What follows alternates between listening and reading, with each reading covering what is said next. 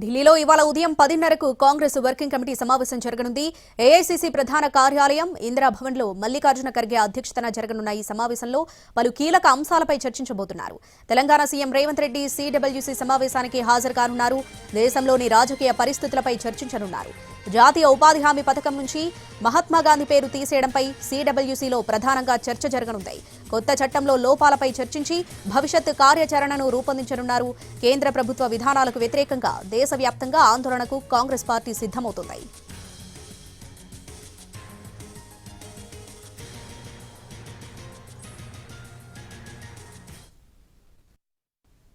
ఢిల్లీలో ఇవాళ ఉదయం 10:30కు కాంగ్రెస్ వర్కింగ్ కమిటీ సమావేశం జరగనుంది. దీనికి సంబంధించి పూర్తి అప్డేట్స్ మా ప్రతినిధి రాజు ఢిల్లీ నుంచి లైవ్ లో అందిస్తారు. రాజు, ఈ సమావేశం అజెండా ఏంటి?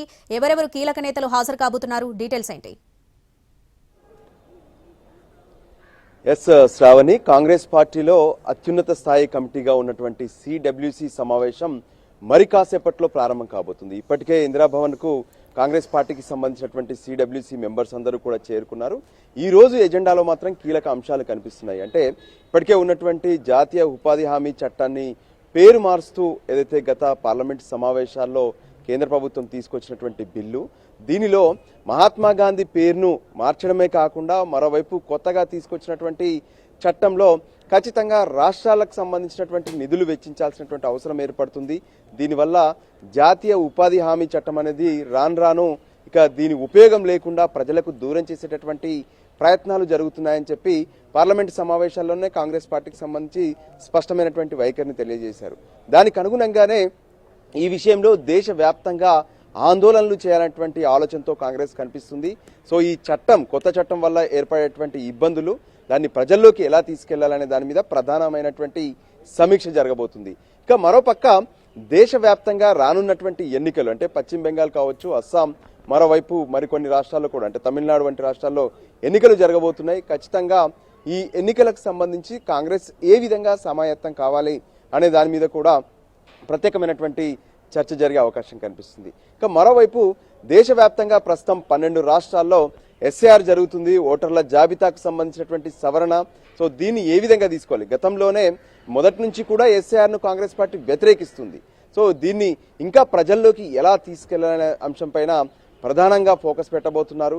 సో రేపు కాంగ్రెస్ పార్టీకి సంబంధించినటువంటి వ్యవస్థాపక దినోత్సవం. సో ఈ సందర్భంగా దేశవ్యాప్తంగా కొన్ని ప్రత్యేకమైనటువంటి కార్యక్రమాలకు కూడా పిలుపునిచ్చే అవకాశం కనిపిస్తుంది.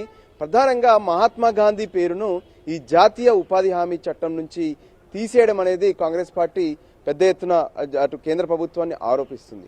దానికి అనుగుణంగానే ఈ విషయాన్ని ప్రజల్లోకి ఎలా తీసుకెళ్లాలి, ప్రజా ఉద్యమాలను ఏ విధంగా మరింత పెద్ద ఎత్తున చేయాలనేది ఒక అంశం.